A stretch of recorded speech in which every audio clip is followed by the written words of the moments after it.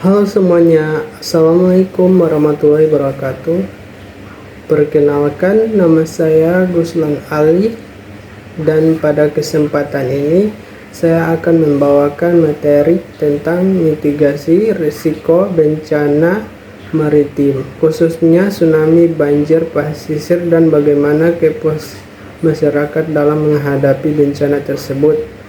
Topik ini sangat penting karena Indonesia adalah negara kepulauan yang berada di pertemuan tiga lempeng besar dunia, sehingga memiliki risiko bencana maritim yang tinggi. Bagian 1. Gambaran umum risiko bencana maritim di Indonesia. Indonesia terletak di kawasan Ring of Fire, yaitu wilayah dengan aktivitas tektonik dan vulkanik yang sangat tinggi. Kondisi ini membuat wilayah pesisir Indonesia sering mengalami 1. Tsunami akibat penggeseran lempeng atau gempa bawah laut. 2. Banjir pesisir atau rob yang terjadi karena pasang air laut, badai atau kenaikan muka laut. 3. Gelombang tinggi dan abrasi pantai yang merusak pemukiman maupun ekosistem pesisir. Sejak tahun 2004, setelah tsunami Aceh, pemerintah mulai memperkuat sistem mitigasi bencana dengan membuat peta rawan bencana, membangun sistem peringatan dini, serta meningkatkan edukasi masyarakat pesisir. Bagian 2. Penjelasan tsunami. Tsunami adalah gelombang laut besar yang terjadi akibat gempa bawah laut, letusan gunung api, atau longsor bawah laut. Gelombang tsunami bergerak sangat cepat, bisa mencapai 800 km per jam di laut dalam. Ciri-ciri sebelum tsunami: air laut tiba-tiba surut sangat jauh, terdengar suara gemuruh besar, burung-burung dan hewan bergerak menjauhi pantai. Contoh kejadian besar: tsunami Aceh 2004 dengan korban sekitar 230.000 jiwa. Tsunami Palu 2018 terjadi karena gempa dan eklepkasi. Tsunami Selat Sunda 2018 dipicu oleh erupsi anak Krakatau. Dari berbagai kejadian tersebut, kita belajar bahwa kesiapsiagaan masyarakat menjadi faktor penyelamat utama. Bagian 3. Banjir pesisir. Banjir pesisir terjadi akibat kenaikan permukaan air laut, gelombang tinggi, atau cuaca ekstrim. Daerah yang paling sering mengalami rob antara lain Semarang, Pekalongan, Demak, dan beberapa wilayah pesisir utara Jawa.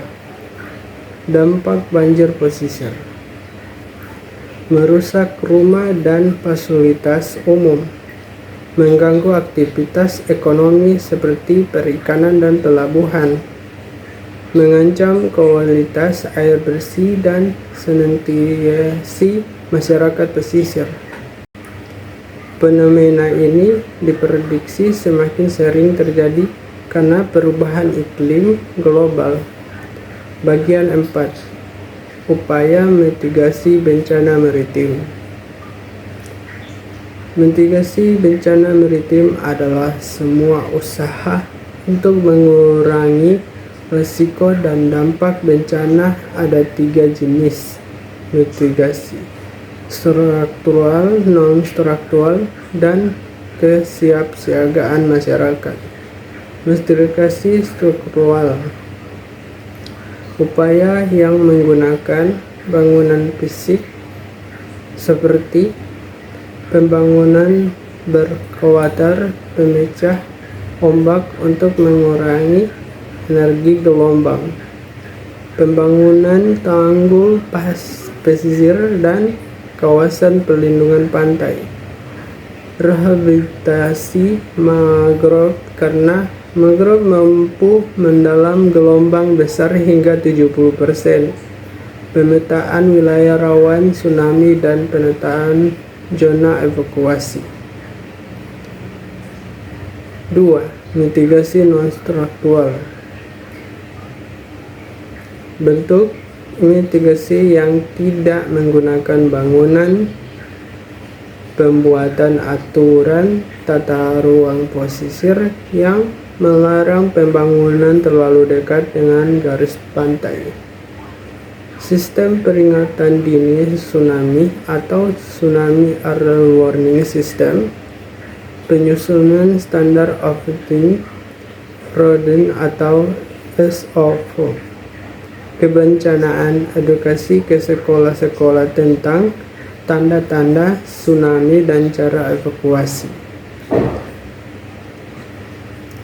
3. Kesiapsiagaan masyarakat. Ini adalah bagian paling penting karena masyarakat adalah pihak pertama yang merasakan dampaknya. Bentuknya berupa latihan simulasi evakuasi tsunami secara rutin, memahami rute evakuasi dan lokasi tempat berkumpul, membuat tas siaga berisi obat, senter, air minum, dokumen penting, dan makanan, menjalankan prinsip kalau gempa lama dan kuat, langsung lari ke tempat tinggi tanpa menunggu peringatan. Bagian 5. Contoh keberhasilan mitigasi di Indonesia. Beberapa daerah di Indonesia memiliki sistem mitigasi yang cukup baik. Misalnya Yogyakarta dengan jalur evakuasi tsunami yang jelas dan rambu yang lengkap. Bali yang memiliki tsunami warning towers di beberapa pantai. Aceh dengan museum tsunami dengan program pendidikan kebencanaan di sekolah.